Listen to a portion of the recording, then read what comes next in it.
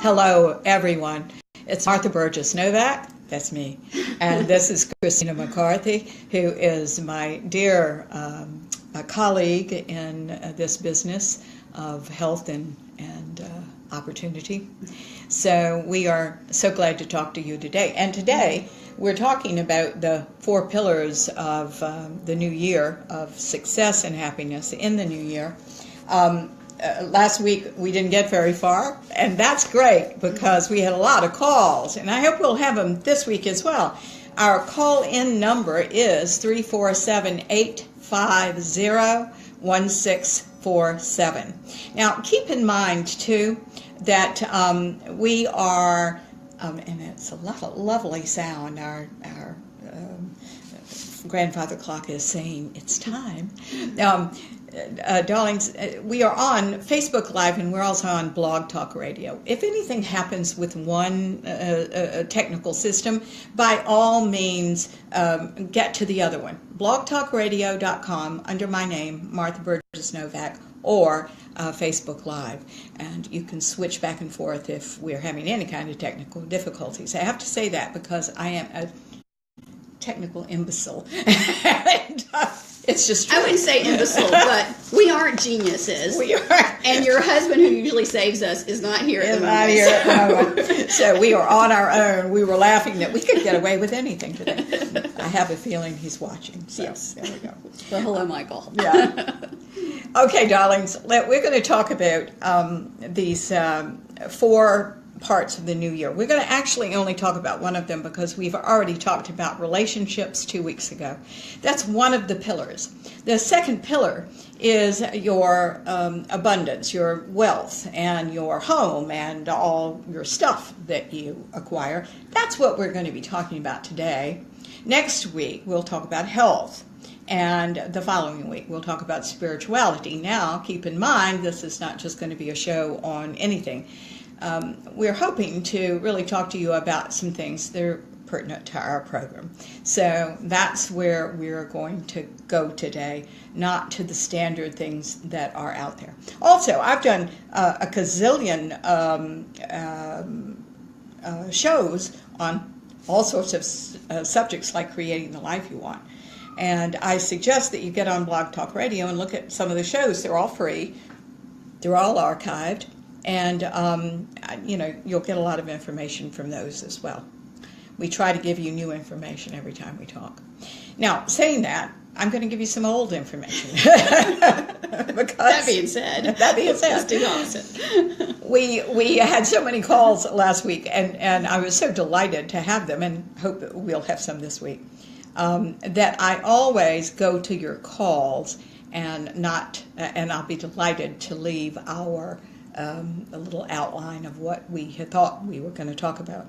So feel free, certainly, to call in. But the interesting thing was I didn't get past the first page. So we're going to pick up at that first page just to give us some continuity into the rest of the material, if indeed we are going into the rest of the material. And, that was so interesting. I have no idea what just happened. Martha's falling through the floor. If this chair collapses, I just went like an inch down. So I have no idea what just happened. All right, well, let's do our prayer, get ourselves in the same spot, and then we'll go with our material, okay? Dear God, who is all there is, you who are all we are, and all everything is in this world. This is a marvelous world that we are in. Change is everywhere. We can expect the unexpected. Those of us that are interested in change and growth and opportunity and know it's the right thing in you are looking forward to the future. And some of us are still struggling because we want it to be like the past. We want to have control, and we are afraid. We ask, dear God, now that something that we say today might help all of us, that we may open to a deeper level of you, where abundance really is the energy of more, the energy of the open system is, and we are listening to what you would specifically have said to us today, because you are the ascended God. Every one of us is. We're listening to that part of us today. We give up knowing anything. For it's you through us that knows everything. And you come through all of us to tell us that if we do not block it. We ask to get out of our way right now, that we may hear you in our own lives. And we say this in your name. In the name of the Ascended Masters, our love-centered guides and friends, and in the name of each and every person listening to the show, we say, God, enter here. And so it is. Amen. All right, kids. So today we talk about finances in the home. We're going to run over kind of the first page of our outline because, as I said, we got to it before, but I think it's important to repeat. And the first thing that I think of when you want to increase your abundance is to be grateful. That's the first step I've got. But I'll tell you why that's so important.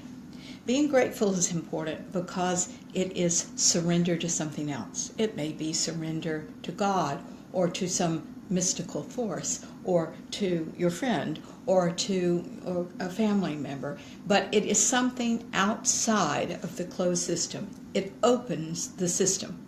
It is a surrender that opens the system because you're saying, I'm grateful because I did not do all this myself. There's a knowledge of that, you see. And here's the way the breakdown works. Gratitude opens surrender, opens flow. When you're the open system, you're interacting with your environment. There's more flow that can happen, and flow results in your abundance. So I think gratitude is one of the foremost keys in creating the life you want. Yeah, and I think gratitude is the first step because it's something that brings you right into the present moment. Mm-hmm. It's not something you can do outside of the present moment, and that's where you need to be to surrender and to take action and movement and create something. You know, because anytime we're in a place that's not gratitude, we're in a place of fear or lack, those are emotions that are taking us elsewhere. Yes, and they're all about the past. Yeah. You see? Because as a child, there isn't one of us that didn't believe in lack and didn't think that God was with us in the good times but not in the bad. You see? I mean, it's the way the child's mind works. Come on, guys. We cannot even begin to absorb higher thought until we're in our 20s. So, come on. Every child feels that. Even if you had a great childhood, you still feel that. So, it does. It brings you into the present moment. You know, I love all the mindfulness books. They're right. We should be mindful. That is in the moment, entirely present. They're right. Nobody tells you how to do that. So Christina just gave you a tip on that. It is about surrendering. It's about being grateful. It's about being right here, right now, and really seeing what you have, not what you don't have. We're going to touch on this later. It's about dealing with the right here and right now, exactly what I have in my life at this moment. That's exactly right. Now, I also want to put on the table that people can use God and abundance and having money as a fantasy. And guys, I think it takes a little work on ourselves to realize when we're in fantasy and when we're not. But fantasy is its own reward. You hear me saying that over and over and over again. You go there because it's not real. And that's the whole point. You're afraid of reality. You're afraid of getting in there and being a participant in your life and getting what you want. Or not getting what you want. Because we're afraid of both, believe it or not, in the ego child's mind. So it's very, very important that you open to whether you're in reality or whether you're in fantasy. And confront fantasy. Now, that's a hard thing to confront. You know why? Because fantasy hits the opiate centers of the brain. Wow, it's your heroin. It's my heroin, all right? But we don't want fantasy because you can't get anything but more fantasy from fantasy. We want reality. We want a deal in the real world. That's my first tip to you. If you find yourself being fanciful, put it on the page, put it on the screen, put it in your music, do anything else with it, but don't have it in your life. That's a problem. Now, the other thing along these lines that we want to say is to be happy and grateful, not only for you, but for other people as well. I think it's extremely important not to be jealous of other people. Why would you? You are not deprived in spite of what the ego child's mind thinks. And if you are, here's the rub, you're depriving yourself. You might want to look at that, because it's really important to say, I'm so genuinely happy for you. I'm happy for you. That opens your channel as well. Yeah, and I think, you can see in the world today on their internet, there's constantly, a news story about someone having something, great happen to them. They got married, or they have a lot of money, or they got this thing, and we focus a lot on celebrities and people like that. And so there's comments constantly underneath those stories of people just badgering this person who's had a good thing. Mm-hmm. And that's the energy of being jealous and being in lack. And the truth is, whenever you catch yourself doing that, saying why them and why not me, that is just a trick your child's mind is playing to keep you exactly where you are. So recognize it for what it is. It's a trick to stay there stuck, because investing your energy in anger or jealousy or any of those emotions is a waste of your energy that could be going toward creating what you want. That's right. It's you have a limited use of energy being human, and how you direct it is what you get. So it's really important to be more and more aware of what you're doing. And one of the common things that humanity does is we're jealous of somebody instead of getting on with our own lives. Yeah. And we all... we just heard from my husband on Facebook Live. Hello, darling. All right. Now, I'm just glad that the system's working, quite frankly, yes. Too. Second note that we wanted to give you,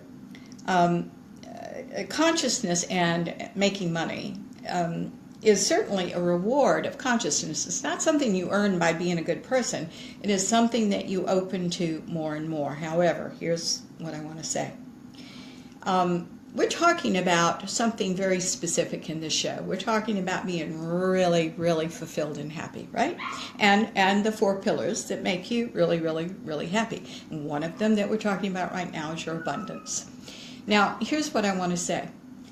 Making money and having stuff is a working of energy. That's all it is. It's a working of energy.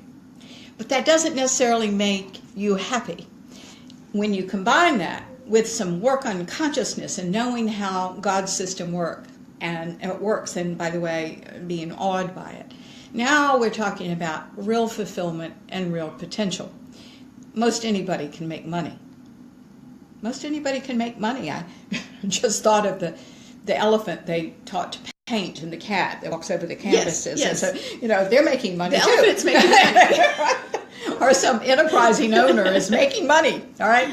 But guys, come on. It's a working of energy. It's getting out of your way. It's getting out of the way in a million ways that we're going to, by the way, talk about, maybe not a million, but in a way talk about today, that we get in the way of the energy working well for us. One is you close the system. We've addressed that several times. Yeah, it's an important thing to remember and to feel when you're doing that. You have got to, Christina just said something so interesting. She said when she was talking about ingratitude, she was talking about, why not me, dear God, why those people, why not me? But I do think a wonderful question to ask is, why not me? Yes. That's a different question. Different feeling of the energy behind that question. That's absolutely right. Why not you? Why not? All right. Okay. Now, let's keep going. I think that there are really 2 different things that we must own. By the way, believing in something and owning something are 2 different things. Yes. And I think these things are very important to mention because they're subtle. They're subtle. Here's one. You need to realize that you are unique in consciousness, but not in ego. Ego tells us, by the way, the ego child's mind says, we're writing this short story and it's going to be a huge success and we're going to be the best short story writer in the world. Get out of my way. That's all ego stuff. That's fantasy stuff, by the way, mixed in with it. It's not going to do anything. The true true divine purpose, the true unique in consciousness experience comes out of your being in a certain level of energy that is not ego, but is the highest self. That's when really who you are starts coming through. Yeah. And what you have to give the world. Yeah, because I think about certain actors I've heard talk about this before, really good actors that, won awards for a certain part. And someone will question them, oh, when you were on set doing this, did you know, were you thinking about winning an Oscar? And they're like, no. I was thinking about being in the moment. That's right. And being the best I could be at that part. That other stuff is way down the road. It's not somewhere your mind needs to be. Just like the short story, your energy needs to be in the moment of writing that short story, not what is going to happen down the road from That's this. exactly what is right. this going to get me? That's right. So that's the first point. You're unique in consciousness, not in ego. Okay. Now the second point is you're entirely worth doing for, and you must do for yourself. And you must do for yourself. I had a client this week, actually it was 2 weeks ago, that said to me, and I quote the exact quote, "I'm still needy. I want someone to do it for me. I don't want to do it for myself. I don't want to expend energy on myself." I think what Christina and I would say to you is until you move mentally, emotionally, physically, and spiritually, and act on your life, now here's the thing, in your own behalf, I don't think you're going to feel better. Because it is the getting up and doing something for you that makes life worth living. But if your habit, if your default is not to do it, it takes a great deal of effort to go from one thing to another. I think of physics. I mean, when you want any kind of change, it comes with a great deal of energy. So one cannot expect this to happen to you. You must get up and do this for yourself. Yeah, it happens from the inside out, not something that comes from the outside to you. It's, a process, work, awareness in every moment. Those things take energy and they take time. And they, take your awareness of what you're doing. And, and this person's language, is the language of a child. I want someone to do it for me. And as long as we're in that energy of the child, we're never going to get the things that we want. It's, that's waiting for the parent to take care of you instead of taking responsibility and doing it yourself. And grace, which we're talking about, a grace-filled life is what we're talking about with your abundance. It really comes through movement, mental movement, emotional movement, thinking new thoughts, physical movement, and doing something different, and spiritual movement, which is growing and deepening in love and understanding of love. I had mentioned, and I'm just going to throw this on the table, I'd mentioned something that I had also said a couple of weeks before to some clients, and that was about the script Molly Brown. Molly comes home on the Titanic. Life is over for her. She's broken up with her husband, Johnny, whom she dearly loves, and realizes it was a mistake. Nothing like the Titanic to help you put things in perspective. Anyway, we all have our own personal Titanics. We do. She comes home despondent, takes off her hat, puts it on the bed, sitting on the bed, hears something behind her, turns. Johnny has been standing behind the door, so you slowly see him as the door closes. She runs into his arms. "Johnny, take me home." Sweeps her up in his arms. We always tried not to have my foot hit the scenery so it wouldn't go like this. Anyway, here's what I want to tell you. Guys, that's a fantasy. Nobody's going to do it for you. You're going to do it for yourself. But you got to get to the point where you go, wait a minute, I've got to do this for myself. Nobody's going to make me a success or a failure but me. I'm the one. Yeah. And I think the other side of that is to remember you can't do it for someone else either. We see so many people that come into us that are completely self-sacrificing and completely trying to do it for their child or their spouse or anyone that enters their life, and you have to let that go. That's just a way to keep from doing it for yourself. That actually is. It's an excuse. So Yeah. don't go into that excuse. Work on yourself. And I tell you, I see this all the time. Certainly true in my own marriage. Michael will change and I'll change with him. I will change and he'll change with me. That's what happens, you know. All right. As long as you want someone to do it for you, there's going to be a neediness there that you won't like about yourself. So the whole thing is that one must learn to do for oneself. I'm going to ask you for a moment to think of your life.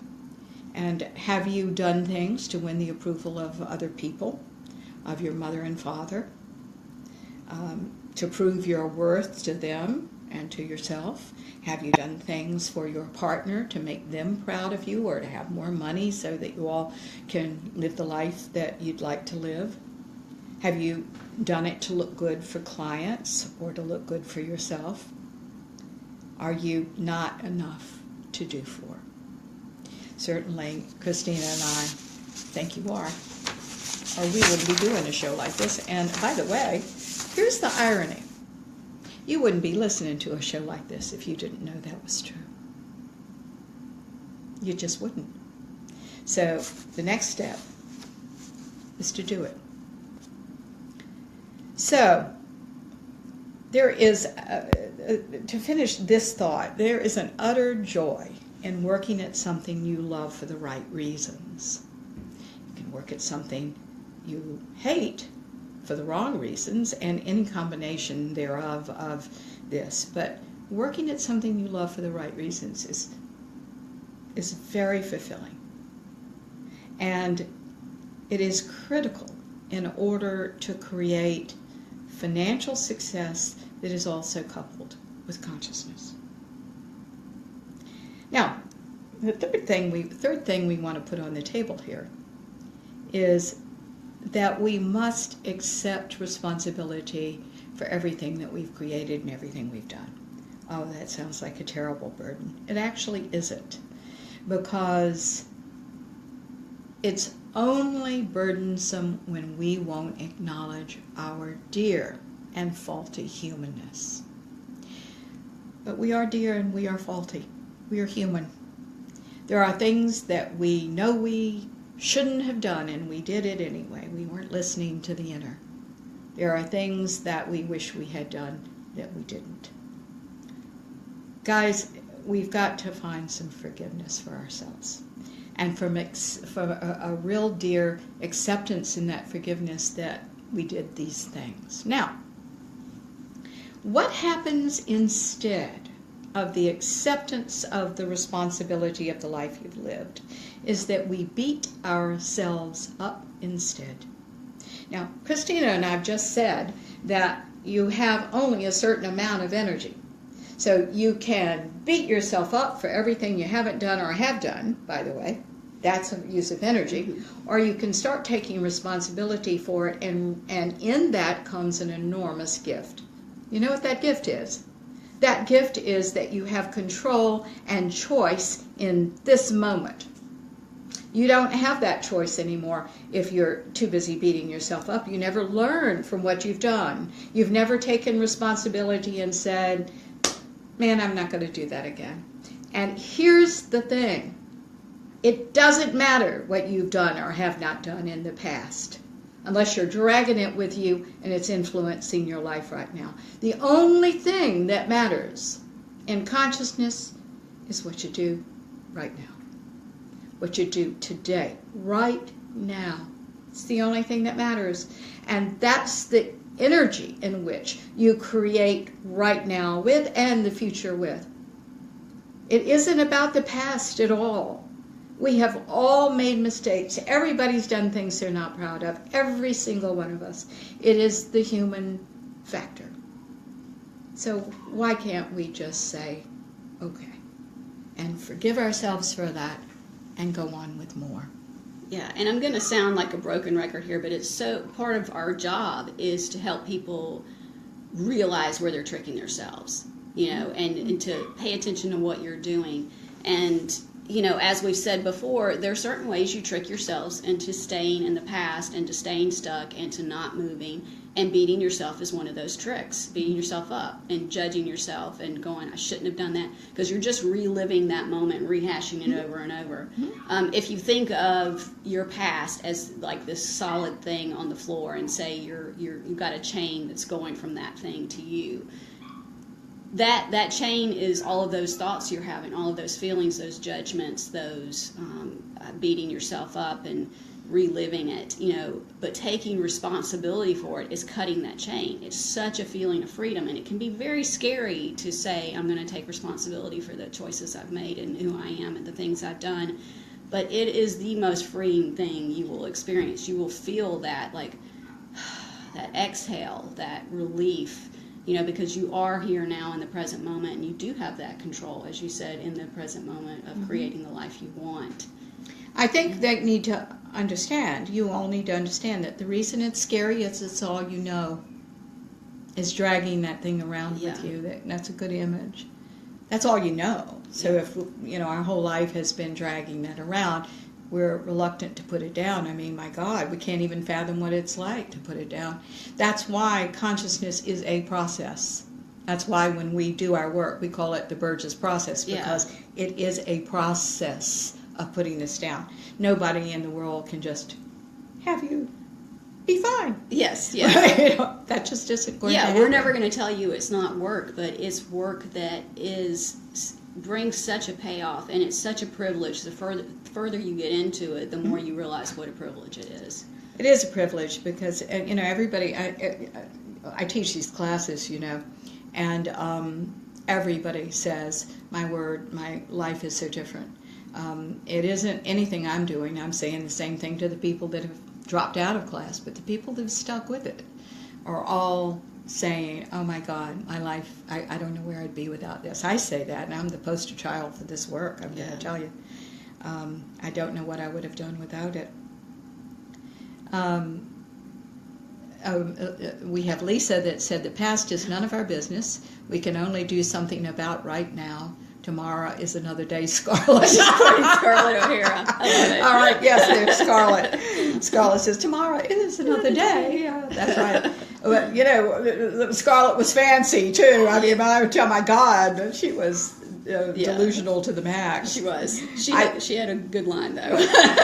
I used to know a woman in show business that fancied herself on Scarlett. She got herself, she had a vague resemblance, the dark hair, the white skin, to Scarlett O'Hara. And I kept thinking that all these years, why in the world would you pattern yourself off her? But anyway, that's all right. All right. Talking about what we're saying, I think most people avoid themselves. I think that's a human thing to do too. You know how when you were a kid and your mom got mad at you, you tried to diminish it, you tried to hide it, you tried to hide yourself, you tried to, downplay everything, you tried to avoid the situation if you could, being criticized. We're still doing that with our energy. Yeah. Unfortunately, we're doing that with our energy instead of facing our stuff, right? And we should look, we should see, we should resolve, which happens when you look and you see and you work through this.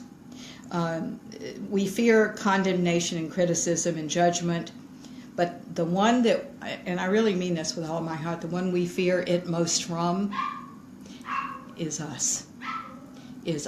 Now, by the way, you're going to hear a little dog in the background because my darling husband is not here right now, and he is usually in charge of the puppy. And we have a little puppy who is just doing some criticizing and some judging himself in the other room. Where are you and why are you not with me? There's not one thing we can do about it. So please forgive us for that. We are human, and the dog is the dog. All right. In my opinion, I think we have to have a lot of mercy on ourselves for not knowing, for being human, and for doing all the things that humans do. That's not to be anything but neutral about this.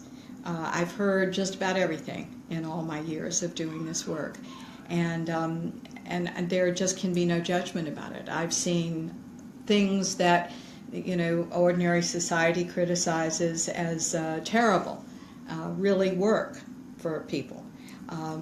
It's not that I recommend doing those things. I just recommend not beating yourself up about them. Today is the critical time, not the past, but right now. What you do right now determines everything. Now, number 4. Some of you all will recognize this before, and that is there are 2 parts of God. There is the lack or the fullness, according to our understanding of God. The fear-based egoic child's mind creates lack, sees lack everywhere, and has a relationship with lack. And the higher mind, the ascended mind, the love-based mind, is the mind that creates and sees and lives in and thrives in fullness. Now, the journey to consciousness, the journey from the lack self, the egoic child's mind, to the higher self, is one of the big advantages of consciousness. And I want to tell you that the more the mind is opened to the ascended God and how energy really works, the easier this gets. But we have to build a momentum there, just like you've had a momentum that you have been indulging in as the ego child's mind. You can't create more abundance from a fear-based mindset. It just doesn't happen. And if you think it does, you are in fantasy. This is the person that's saying, my short story is going to change the world. Okay? Yeah, we've talked about this before, how your issues are your filter on the world. If you're coming from a filter of lack, that's all you're going to see. You're going to see everything through that filter, and you have to, piece by piece, break that down and change that. Not only that, but it occurs to me when you say that we only see what we expect to see, and we expect to see only what we believe from our kidhood, our ego child's mind. And you actually dismiss or throw out completely anything that is a different knowledge. That's why this has to be a process, because it is the gradual breaking down of this lack mindset and the building up of this love-based mindset that it just takes time. Yeah. It does. Now, number 5. One must come into a better relationship with money. Does that sound strange that you need a relationship with money?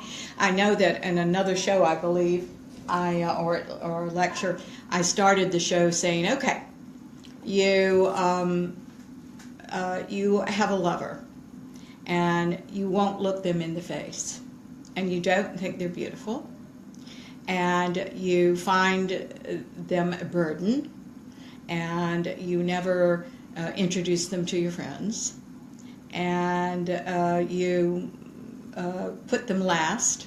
Okay? All right. That relationship wouldn't last very long with a person, would it?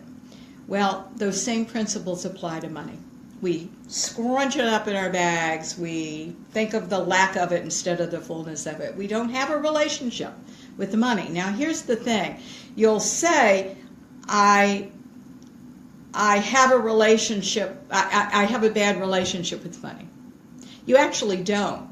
You have a strong relationship with the lack of money, and that needs to be addressed first. It's not money itself that you might have a problem with. You might have a problem with both, however. You need to start looking at it. Dialogue around this needs to be cleaned up. When you say, oh, I'm so worried about money, which I hear from time to time from clients. No, you're so worried about the lack of money, don't you understand? Yeah. And it's extremely important that you say what's true. Because when you say that you have a problem with money, you are actually just telling yourself possibly a lie or not the whole truth. And it's very important that you be literal Yeah, and I think it's important too to remember that money is just energy like everything else. It flows. It comes in, it goes out. It comes in, it goes out. And as soon as you start getting into that mindset of lack and fear and worry, again, feel it in your body, that's closing the door, that's closing the system. So the flow can't happen. You've just effectively stopped the flow of in because you're locking down around the fear. That's right. That's right. So I also say, and Christina, you always make me think of things, that the words that we say around this are also energy. Yeah. That are opening the system or closing the system down. So I do say, clean up your dialogue around money and the lack of money and say what's true and no more, no less. Okay? Yeah, and I would say in a practical exercise, something I did years ago when we were talking about this, was to even pay attention to how you are when you pay your bills. Like where your energy is, what you're thinking, what you're saying. You know, are you grumbling about paying that power bill? Or is there a sense of gratitude that you have this money and you have this power and you've been given this service, and how great is that you are having that exchange of energy? You know, that's a different way to approach paying bills, which is a very simple thing, but you do it unconsciously and you don't realize all those negative things that you're creating as you're doing it. I want to say hello to Kate. Kate, I miss you in my life. I really do. I'm so glad that you're listening today. And, Kate, I remember Kate. Okay. And we just have such good feelings about you, and I hope you're doing very well indeed. Thank you so much for listening today and your note. The other thing is, by the way, Christina is also making me think, we're giving you some abstract notes right now about this, but we're about to go into some practical tips as well. And she just gave you one, which is try to get yourself in a grateful mindset when you are paying bills, when you are paying taxes. I think that, thank you, darling. I think that's extremely important. I've always said that if you can pay your bills online and yet put your checks in the bank in person, it makes the money going into the bank more real and the money that's going out less real. Yeah. And I think that is a really good first step to developing more of an abundance mentality. We're going to give you other tips at the end of this experience too. Yeah, this makes me think, and this is just a really quick side, a friend of mine who has a business, and we'll be going to lunch together, and she'll say, oh, I might need to stop at the bank today, and then she'll look and she'll go through the checks that have come in for her business, and she'll say, oh, it's only $100, that's not even worth going for. I think that's, you know, such a disservice to your flow if you have that kind of mindset. If, you know, $40 is not worth it or $100 isn't worth it, you've got to change that mindset and be grateful for every single penny and know that, and honor it and have respect for it. You know, this is worth it. Everything is part of everything else. We're going to talk about that in a little more detail later on. But I'm certainly someone that still picks up pennies and dimes on the street. You know, it's like, yay! Okay, we're going to get through one more point, then I want to go to a caller. I want you all to know that you must learn to give your problems to God. Sometimes they're insurmountable.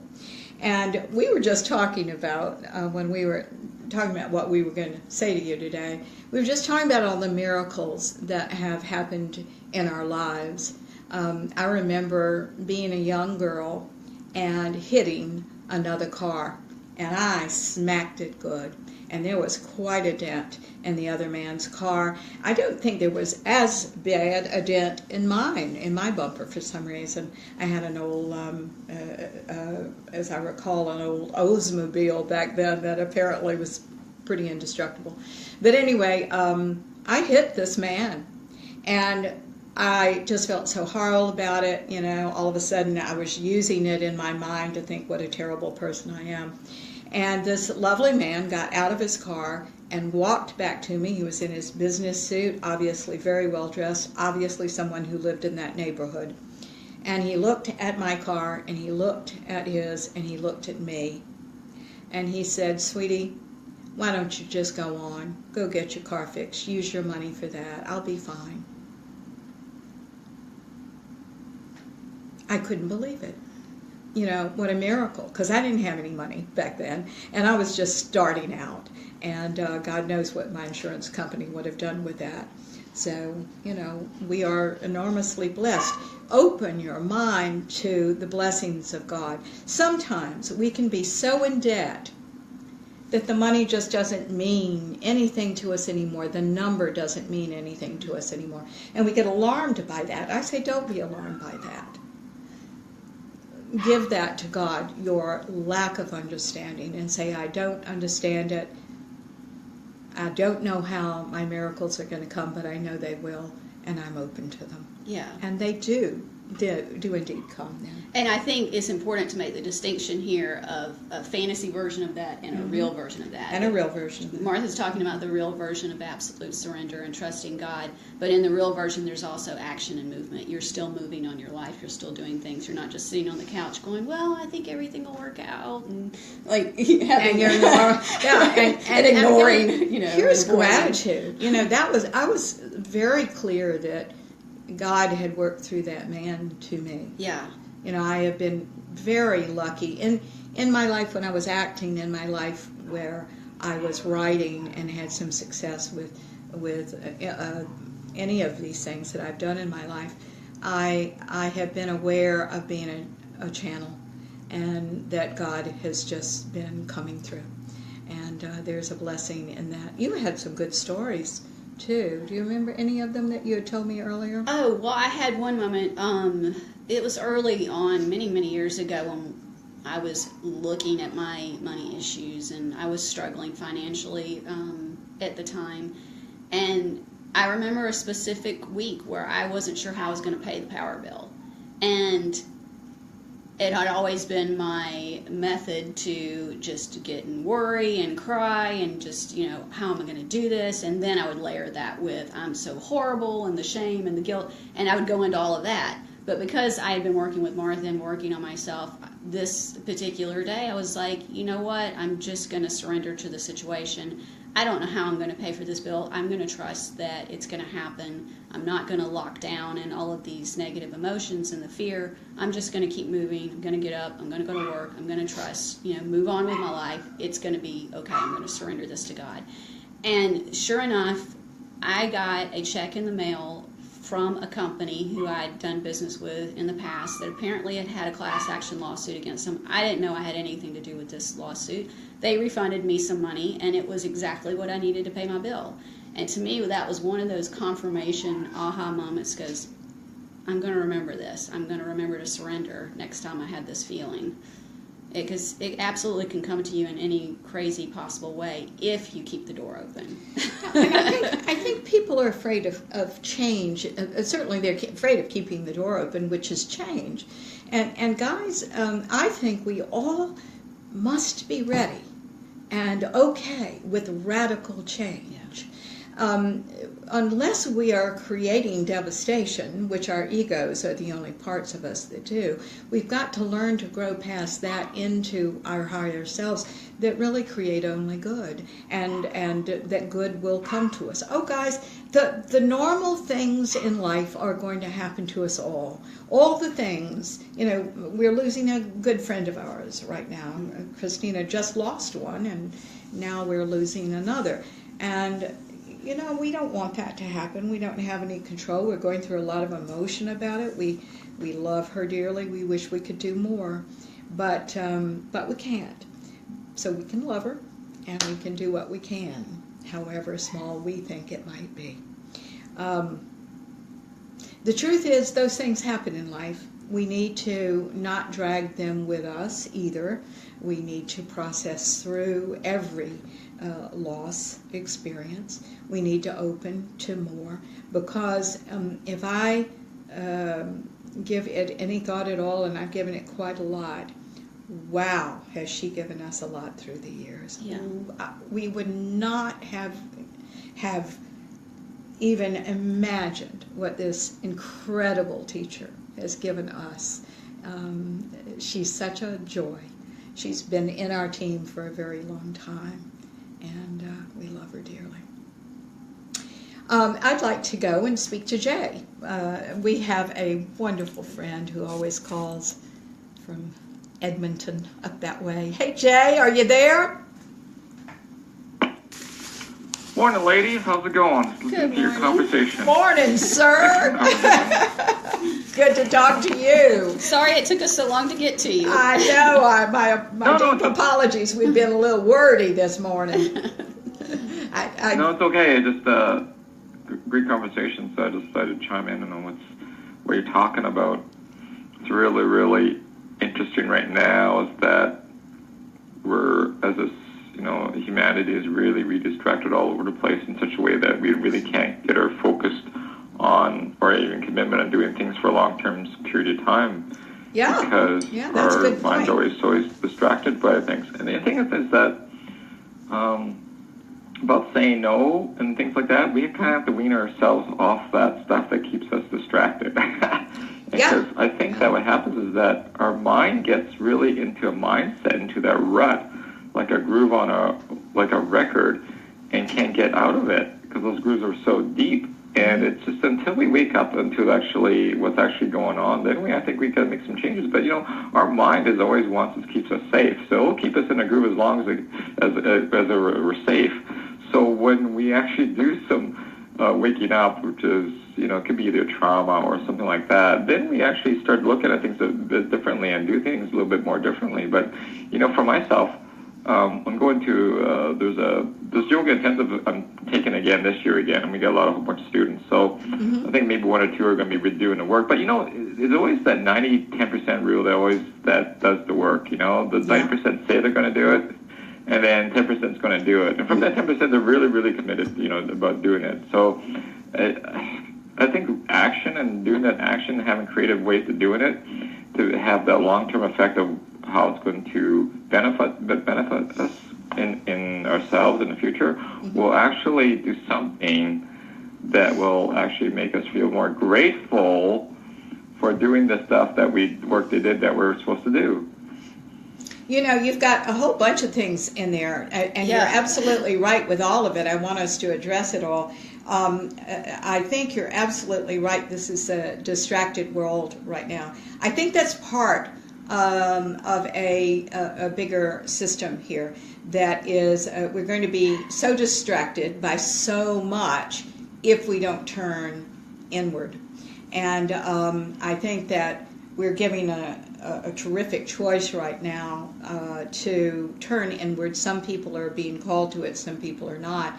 The ones that are not being called to it, I think, are going to have a hard time, because we've got to have something that is a living system, a living God, if you will, or a living system that works for us of energy, however you want to phrase that, that is as pertinent now and in the chaos as it is in the order and in the calmness and when we feel good.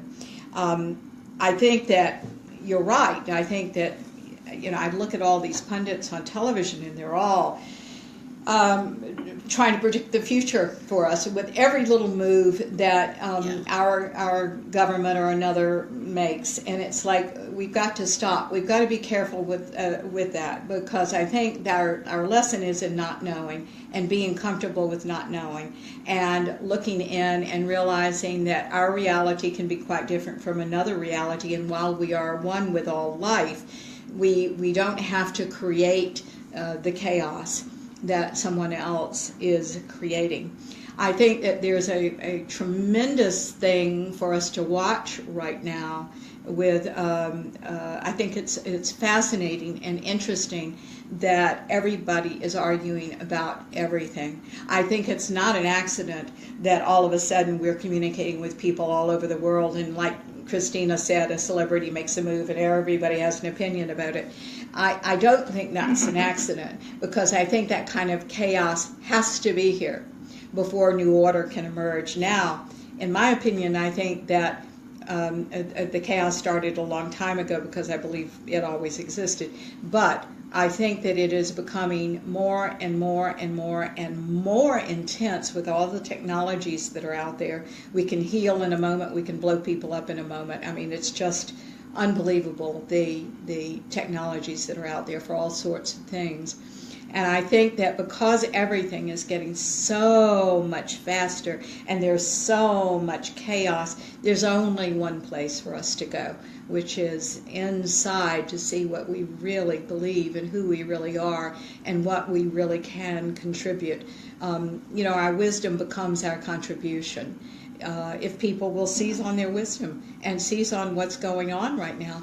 But all of us need to focus on who we are and on this moment, because really, honestly, nothing else exists. Nothing else exists. Yeah, and I want to say, you were talking about surrendering to not knowing is part of our big lesson right here, right now. Mm-hmm. And I think the irony of that is that when you do surrender to I'm okay with not knowing where mm-hmm. this is going, there's a bigger knowingness that comes in, that Absolutely. Knowingness that I'm safe, that knowingness that everything is going to be okay no matter what mm-hmm. happens, no matter what the appearances look like.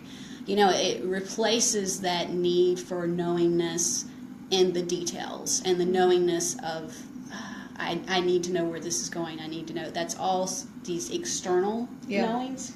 And it becomes replaced with this very deep internal knowing mm-hmm. that everything is okay, and that everything is as it should be. Yeah, there's a perfection in the imperfection, and we've got to open to that. I think to be resilient in this world. All of you all that are listening to a show like this certainly are seeking that or have found that yourselves. I think that is what everyone finds when they do this work. But it just doesn't exist in the child's mind that tells all of us when we're there that we're unsafe, that something's going to get us, that the world is chaos, that we can be without any moment. And honestly, is it true? I would say it's not for many of us. That we are laboring under the drama that was our childhoods, that we're bringing that again and again and again into our lives instead of the new, because we haven't been aware that that's what we see all the time. It's like those are the glasses we have on, And Jay made a point about the brain being like a record with mm-hmm. the ruts in a record. That's right. We do create those ruts in our neural pathways by doing certain behaviors and thinking a certain way over and over. And I was speaking with a friend of mine who's a doctor just yesterday, and he was talking about the physical body, but it applies as well to the emotional body and the things that we're talking about. He was saying the brain doesn't care if you're doing it right or wrong or if it's healthy or unhealthy. It's going to repeat what you teach it. Because he was talking mm-hmm. about posture, and he was talking about you sleep in a certain posture, for 8-9 hours a night, your brain is going to get that if you happen to sleep in a curved up posture, that is the right way to do it. So during the day, it's easier for your body to go back into that curved up posture instead of you remembering to sit up straight and keep your spine straight and all of those things. He was like, your brain really doesn't care if you're doing harm to your body. It's doing what you've told it is the right thing to do. And so that's the same thing with all of these concepts we're talking about. If you're training your brain every day and every moment to believe in lack and believe in fear and live in these levels of consciousness, that's where your brain is automatically going to go. It takes a lot of work to break that rut, to break that track and create a new one. In our work, we talk about entrenchment. That's what you're saying. I might as well put that word on the table.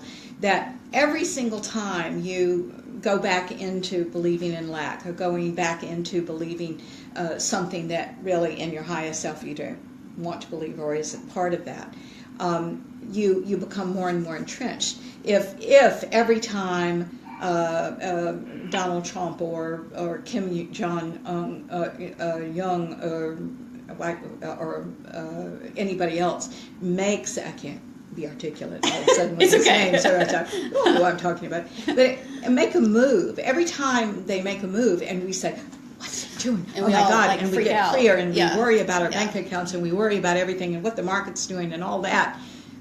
Every single time you do that, you're convincing yourself there's a problem. Yeah. You're convincing yourself there's something to be afraid of by being afraid. You understand that? You're convincing yourself there's something to be afraid of by the very act of being afraid.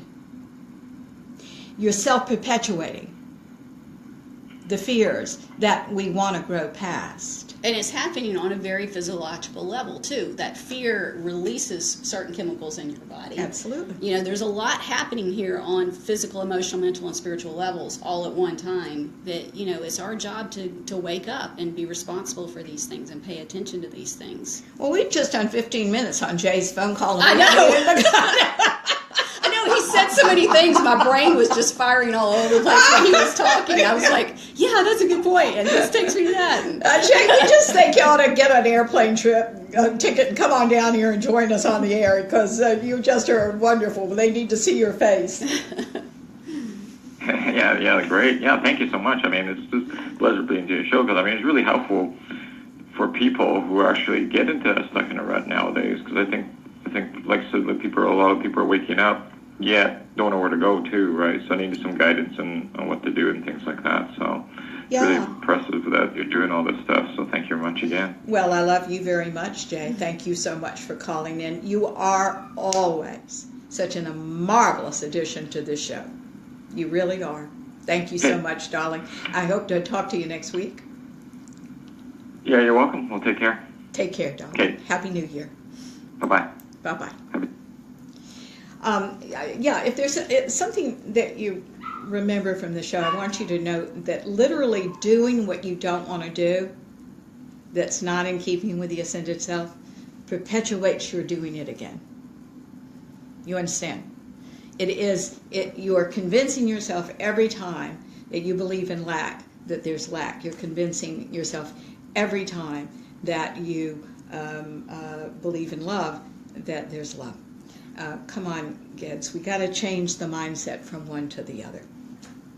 Now, we want to go back into what we were talking about, because I think this next point is rather important. Your wants, and you have them, we all do, are God's voice urging you to think bigger. I want you to know that. Instead, we budget and we say we can't have things. And now, wait a minute. Don't get me wrong, because I want to say right now that I do not believe in spending money you don't have. That's not what I'm talking about. And I don't believe in being fanciful about something coming down the pike before it's come. No. But I don't believe in narrowing your life either and making your life smaller. I don't believe in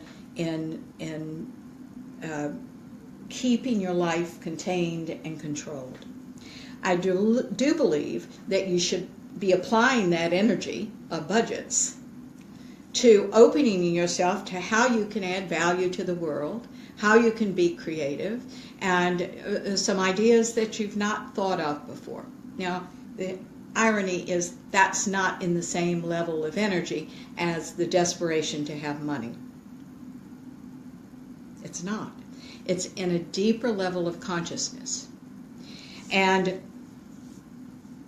we should all be in that deeper level of consciousness to receive divine inspiration. That's where it happens. Out of that, though, I think very much comes, or perhaps in place, before even the divine inspiration occurs, I think there has to be a sincere desire to serve, and the realization that as you serve, so you shall be served, quite frankly. If we feel that we want it all ourselves, we have become the closed system. And we never get around to opening ourselves to serving others because we get caught in this loop that that's the way to do it. It's not the way to do it.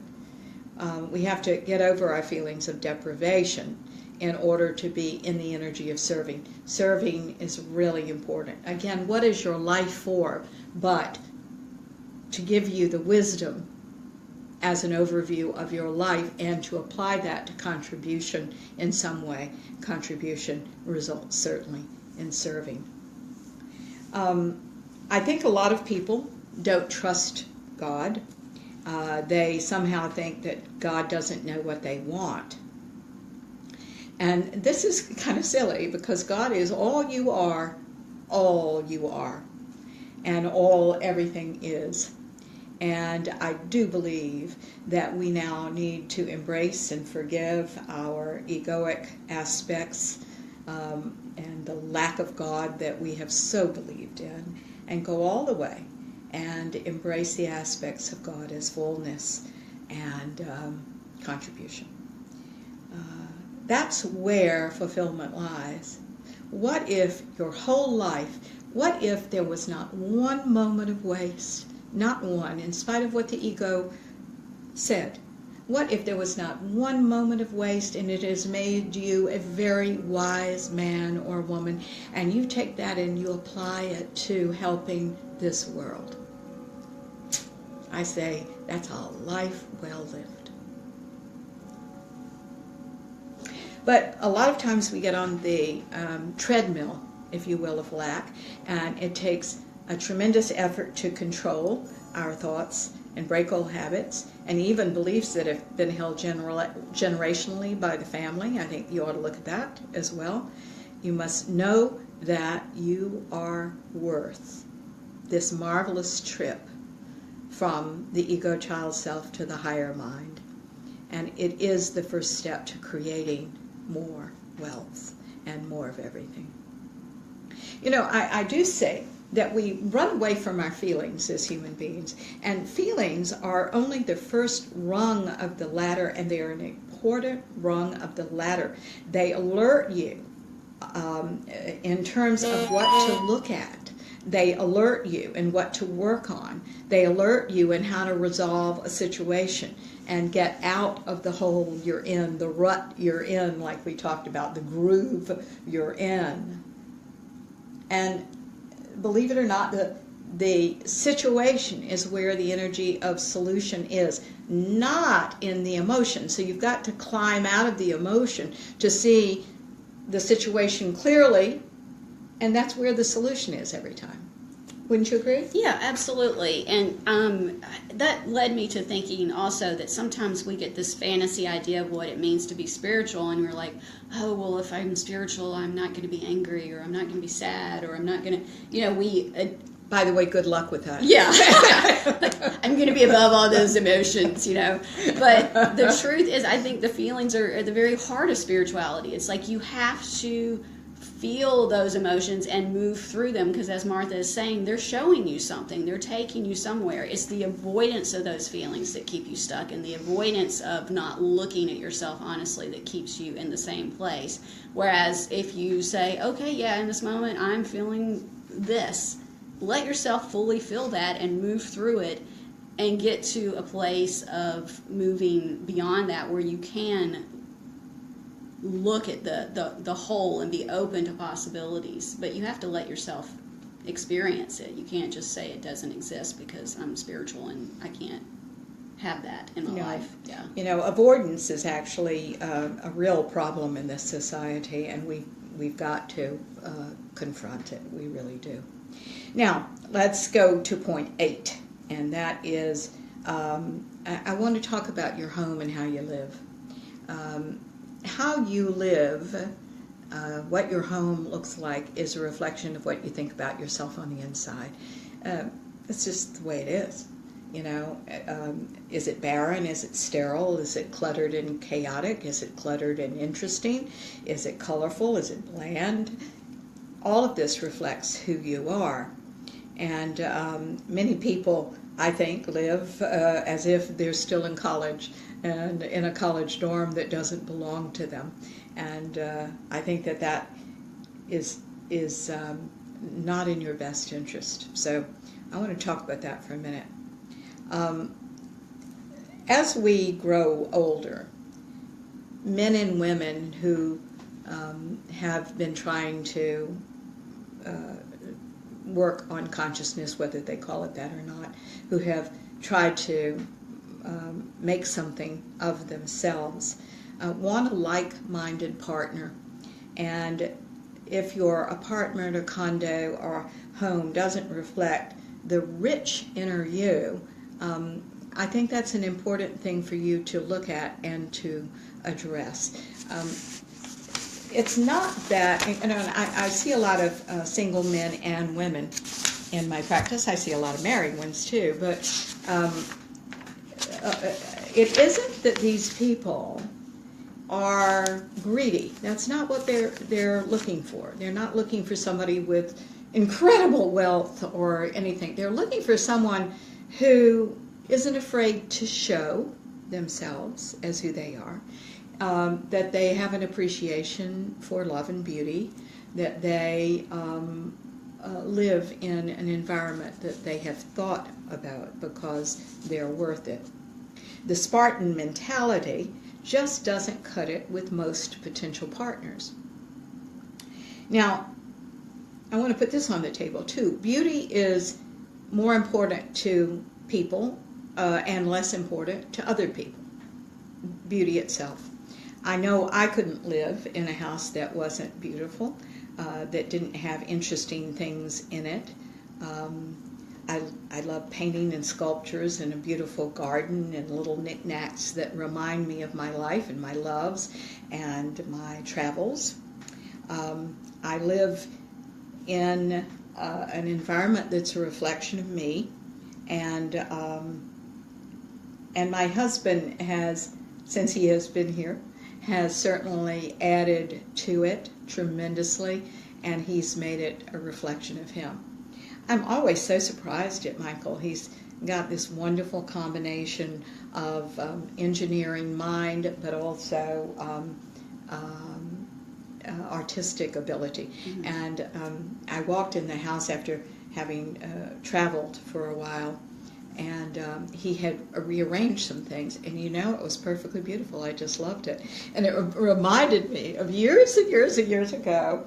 I had the sweetest couple that would once in a while come and help me clean, and they were so artistic. And what was so cute is they would come into the house and they do things, and I was busy working, right? And when I'd come home, I would just go from room to room and go, oh, how divine. And I would not have thought of doing that. It was different every single time I came home. They were happy, I was happy, everything was changed. It was lovely. All right, now, going back. We shouldn't deny ourselves, but we shouldn't buy ourselves everything either. We have to realize there is a pace that we must travel at, and we have to start bringing in money to be able to spend it. And we know that if we're not bringing in more than we are sending out, there's a little problem somewhere, and we've got to address that. Now, I also say that my husband Michael and I have very dissimilar tastes. So if we don't agree on what we think is beautiful, we don't buy it. And when we do agree, we will see if we can afford that and at this time and buy it. And I would say that if you're at the beginning of this journey and maybe you're struggling a little bit financially and you're trying to find your way, and you're like, oh, I can't afford to go out and buy, a big, beautiful piece of art. Find ways that you can do that for yourself, to express yourself in your home in simple ways. And you can find ways to do that are not going to break the bank. Yeah, exactly. I know many years ago when I was out of work, I had a very limited income, and I needed to be smart about where I put my money. But I also wanted my home to reflect me and be beautiful. And so I would do things like go to Goodwill or a thrift store and buy a piece of furniture and redo it. I know. I love doing that. Something I enjoyed doing that gave me joy, and I would literally spend $5 or $10 on a piece of furniture that they were going to throw out, and it would give me something to do, and it would bring me joy, and it would be a piece I'd look at my house and go, yeah, I did that. So that might not be your thing, but find a way you can put yourself into your home. I absolutely. You just don't need to spend a lot of money to do this. Yeah. Do your own art. I mean, that's wonderful. Yeah, I did that too. I'm not a good artist, but I did it. Or hire a cat or an elephant to walk make across the canvas. Yeah. All right. It is interesting. I want to put on the table that all ascended truth confirms itself. Here's what I mean. Now, all ego truth does not. That's why the world is arguing. But ascended truth, what you get and what someone else gets, that confirms itself, is normal and accurate and true for you. And that's a wonderful way to look at it, because I know that if Michael feels it and I feel it, it's an ascended truth, and we go with that. If you are surrounding yourself with things you love, you are living in love. We want you to understand that. And that's not only beautiful, but it's comforting. And we hope that you will give that to yourself in some way, shape, or form. Be smart, it's wonderful, some of these opportunities that are out there now with consignment stores and Goodwill and various other things that are great things for you to visit. Now, we want to give you some practical tips that will give you more of an abundance consciousness, all right? Number one is certainly work on yourself and your relationship with money. And I want you to look at a dollar bill when we get off this radio show. I want you to get it out. Any kind of denomination will do. I want you to realize that it's beautiful, it's intricate, it's somebody's art. It's art. It's fine art. I certainly, as much as I love to not paint around and draw, I could not do what is on that dollar bill. It is one of the most beautiful things in the world.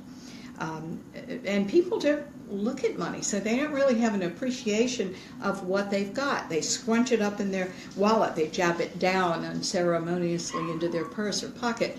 Guys, this should be appreciated. It should be extolled. It should be cared for.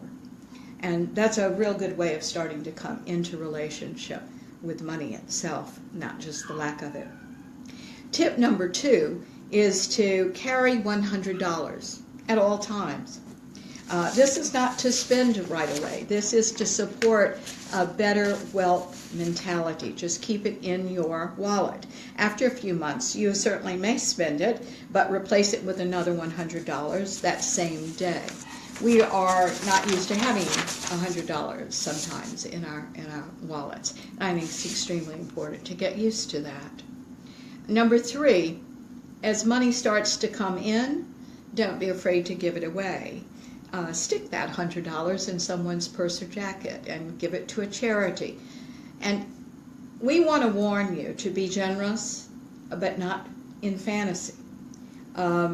This is extremely important, because we do know people in this world who, as soon as they get something, give it away. That's an issue, guys. That's not healthy. We want you to hold on to your stuff, but when you have more than enough stuff, that's the time to give it away. And, as we keep saying with everything, just pay attention to the energy in which you're doing something. Mm-hmm. That's the most important.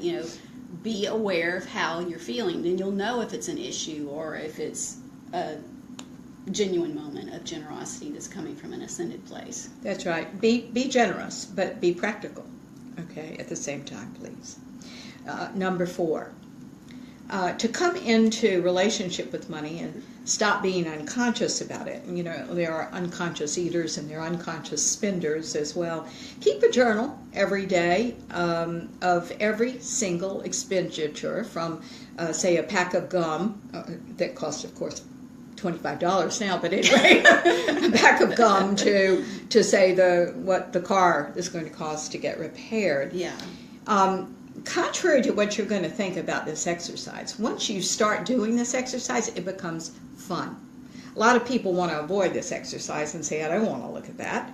But it is a great deal of fun. We have another caller, so I will come to you in just a moment. If you're listening, please hang on. I'll be finished in just a moment. And this exercise takes us back to what we were talking about at the beginning of this conversation about taking responsibility. It puts it right there in front of you, so you do take responsibility for where your money's going, and you're not doing it unconsciously anymore. That's right, and you'll realize, you'll realize what you want, and you'll realize that pack of gum is part of the lake house that you'd like to buy one day. So all of a sudden, I can't even begin to tell you how fast you lose your taste for gum. Yes. And It's really very empowering. Yeah, you might not want that $6 coffee every morning That's anymore, right. you know. That's right. If you realize that's part of your lake house, let Yeah. me tell you, you won't. And here's another tip. Start visualizing money in your bank account, but here's the mistake that most people make. They see a fantastic sum, and this is the sum they don't understand. If you don't understand an amount of money you're trying to visualize, be honest with yourself and start declaring that the bank account contains an amount of money you can understand. Fantastical sums without working up to it and understanding them really are fantasy, and you just can't get anything from this. So start and build. And you had something you wanted to say about that. Well, I knew you were telling me earlier. Yeah, I went through this process myself. You know, when you're living paycheck to paycheck, you can't fathom $1 million in your account. I mean, that's just fantasy straight up. So you have to bring it down to a realistic number. If that number is $500 for you, start there. Move it to $1,000. Move it to a couple of thousand. You build up. It's got to be very real for you and something that you can get your head around. And visualize it as a baseline that you're not going to go down past in your bank account. Yeah. You know, if you want several $1,000s, and that's where you need to start, or several $100s in your bank account that you can get your head around. See that as your base, and then when that gets normal, raise it, and when that gets normal, raise it, and that's how to keep going. Anything else tends to be fantasy. Now, I want to put on the table that when you're not doing any of these things, your self-esteem can suffer when you're not working on yourself in some of these ways and in other ways. And the result of this is depression, loneliness, anxiety, unhappiness. So we hope that you'll move on some of these suggestions, because they really will help you.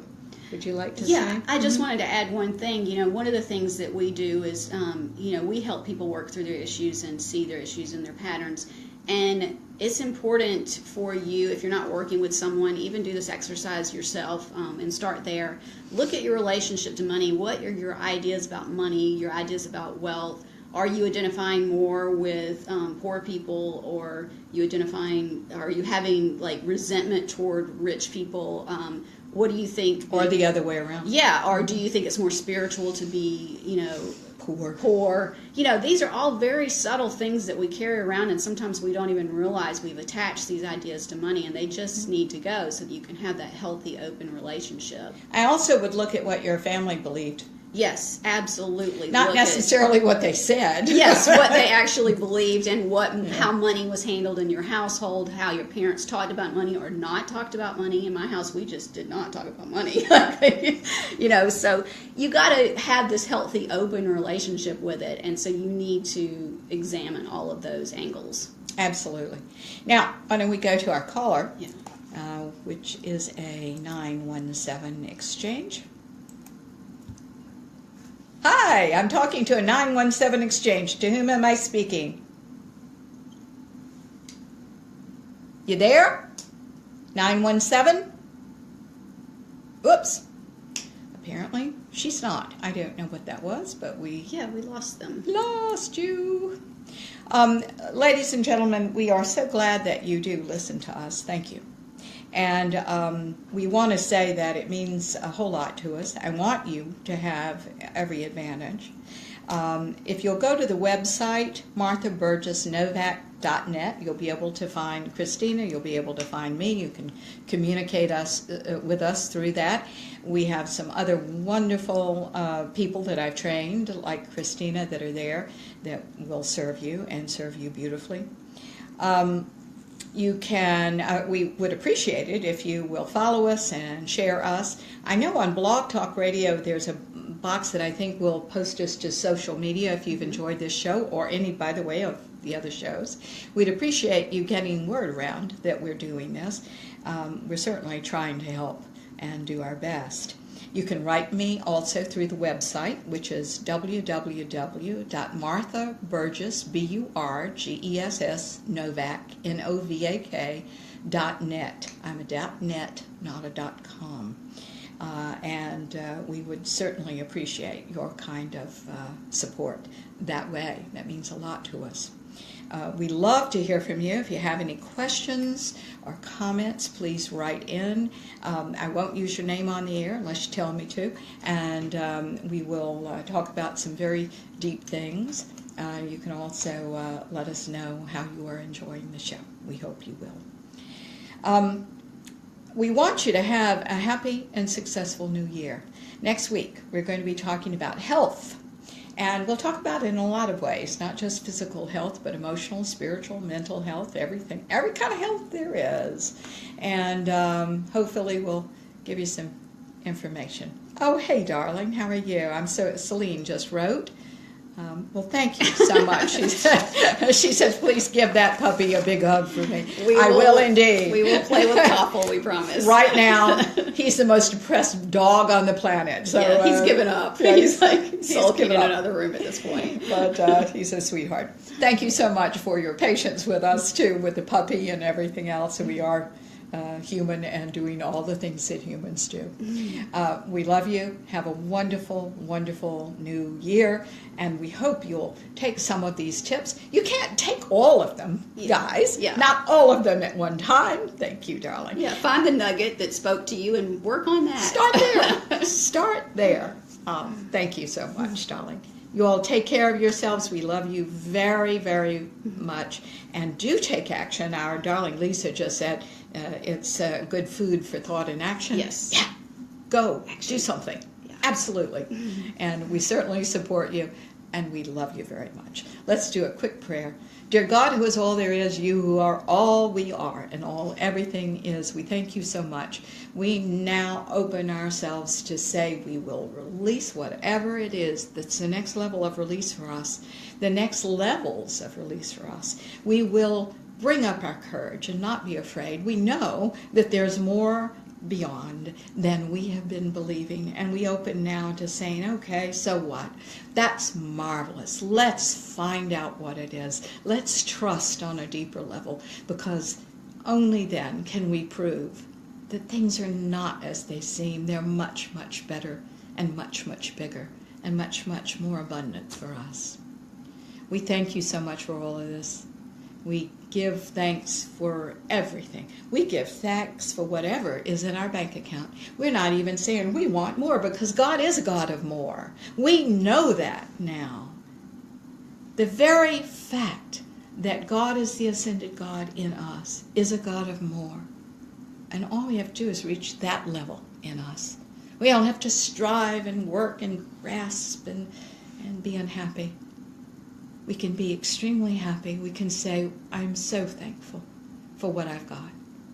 And now I open myself to all the blessings of God and the beneficence that is all inside of me and being drawn in now, because the inside resonates with the outside.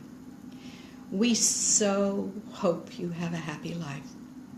And we've done our best today to give you some tips. And we know, with or without us, you'll do fine. God bless you all. All right? And Happy New Year. See you next week. Bye-bye.